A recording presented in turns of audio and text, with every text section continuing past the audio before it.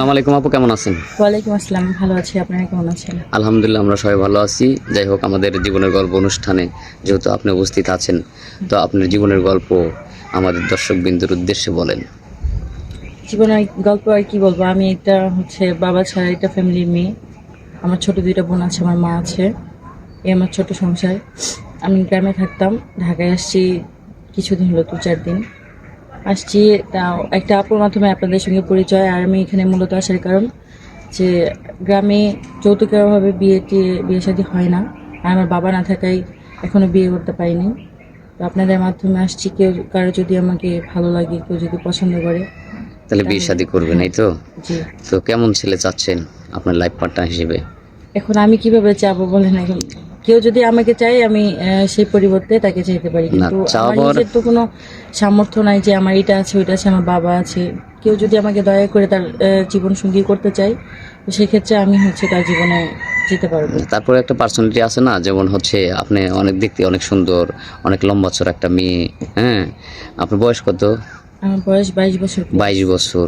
22 বছর মানে খুবই সুন্দর একটা মেয়ে। বিয়ের বয়সটা হয়ে গেছে, সমস্যা নাই। 22 বছর, 25 বছর, 18 বছর, এই তো মেয়েদের বিয়ে হয়। তো ম্যাচুয়ার একটা মেয়ে।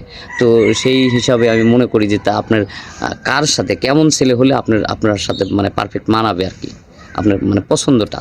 সৌন্দর্য তো সবচেয়ে বড় কথা নয়, সবাই মানুষ, এটা বড় কথা। আর বিবাহিত জীবন তো আর খেলনা জীবন নয়। বিয়ে করলে আপনার যে এমন একটা পুরুষ যে সারা জীবন সংসারের দায়িত্ব নিতে পারবে, ভালোবাসতে পারবে, ভালো রাখতে পারবে, তাকে বিয়ে করতে মানে আমি হয়তো বয়সের দিক দিয়ে ম্যাচিউর, বাট আমার আর্থিক অবস্থা খারাপ।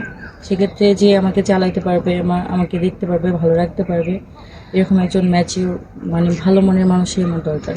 না, তারপরে দেখা যাচ্ছে আপনার বয়স 22 বছর, এখন 45 বছরের আধাবৃদ্ধ একজন লোক যদি হয়তো আপনাকে পছন্দ করে বিয়ে করতে চায়, তার আবার বাচ্চা কাছে আছে, হয়তো বউ নাই, মারা গেছে, তার সাথে কি আপনি বিয়ে বিয়ে পুষবেন বা বিয়ে করবেন তাকে?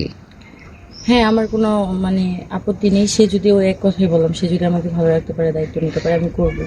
মানে এক কথা, বিবাহিত হোক অবিবাহিত হোক, আপনাকে যদি সে চালাতে পারে, তাকে আপনি বিয়ে করবেন। এখন আপনার দরকার একজন মাথার ছায়া। জি। যেহেতু যৌতুকের কারণে আপনার বিয়ে হচ্ছে না, বা দারিদ্রতার কারণে, মানে সমাজে আছে না, অনেক আছে গরিব মেয়ে হলে দেখা যায় তার সুন্দর হলেও তাকে বিয়ে করতে চায় না। তাছাড়া আপনারা জানেন কিনা, আমাদের উত্তরবঙ্গে যৌতুকের চাহিদাটা অনেক বেশি অন্য জায়গার তুলনায়। আচ্ছা, যাই হোক, আমরা আপনার কিছু কথা শুনলাম, দুঃখের কথা। তো যাই হোক, এখন আপনার কোনো পার্সোনাল ফোন আছে? যদি আমরা ভিডিওটা পাবলিক করে, অনেকেই আপনাকে চাইতে পারে, কারণ আপনি তো অনেক দেখতে সুন্দর, অনেক সুন্দর, ভালো ছেলেও চাইতে পারে, অবিবাহিত ছেলেও চাইতে পারে, পারে না? না, আমার ফোন নেই। আমার একটা বাটন ফোন ছিল বাড়িতে যখন থাকতাম, তো ওটা কিছুদিন আগে ভেঙে গেছে। একটা আপুর মাধ্যমে তো আপনাদের এখানে আসছি, আর যেহেতু আমার ফোন এসে আমি নিয়ে আসছি। ফোন নেই না? সুপ্রিয় দর্শক, মেয়েটার আসলে কোনো ফোন নাই। মেয়েটা দেখতে সুন্দর, অনেক সুন্দর, লম্বা, 5 ফুট 6 ইঞ্চি প্লাস।